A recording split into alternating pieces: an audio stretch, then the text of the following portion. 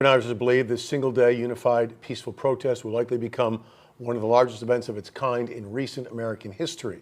West Palm Beach, one of nearly a dozen local areas that will be the sites of a No Kings Day rally.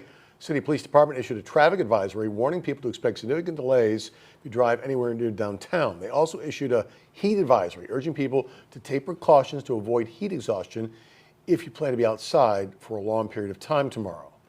Now take a look at a map of the 9 other local communities where the No Kings protests will be held tomorrow. Residents, nonprofits, coalitions, and elected officials are all expected to participate in the rallies across the Palm Beaches and Treasure Coast. The events are expected to attract possibly thousands of people. Our Ari Height talked with some of the organizers about their reasons for the No Kings Day protest and what they hope to accomplish while making sure they keep everybody safe. Organizers here in Port St. Lucie say they expect 3,000 to 4,000 people to gather here near the intersection of Port St. Lucie and Eroso Boulevards. This is just one of the many rallies happening here in Florida and around the country on Saturday.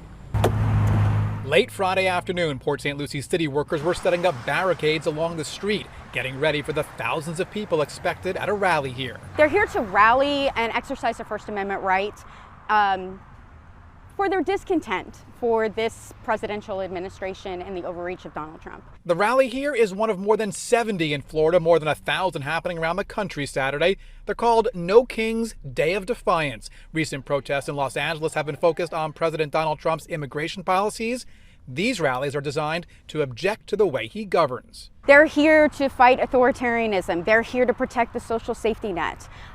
They're here because they didn't like DOJ. He's basically ignoring some of the things that the Constitution has provided, things like birthright citizenship, due process. Mark Beaumont is organizing a No Kings rally in Palm Beach County, including a march past Mar-a-Lago and a gathering at the Meyer Amphitheater in West Palm Beach. We're just expressing our views and opinions on what's going on in the United States right now that we do not agree with. And they believe doing that with thousands of others who believe the same makes their voices that much louder. It just makes people feel like they're part of something bigger than themselves and part of something that's moving us toward a better future. And obviously, safety is a big concern for everybody involved in these rallies, but all the organizers I've talked to, all the police officers I've talked to, they all say they're working together to establish ground rules to make sure everybody stays safe. They say despite what you may have seen in other cities around the country, they do not believe they'll have any trouble here. In Port St. Lucie, Ari Height, WPBF 25 News. The Palm Beach County Sheriff's Office has also laid out a plan to ensure everyone's safety during the protests. One demonstration is expected outside of the North County Courthouse in West Palm Beach. Law enforcement tells us they do not anticipate any problems and feel well equipped to handle tomorrow's events. Sheriff Rick Bradshaw says his team has met with the protest organizers to make sure they understand the rules. You can only go past a certain point, and as long as everybody's orderly, they can just, get their message out as much as they want. They just can't block the road or start throwing things or get out of control. If that happens, it'll be over with very quickly.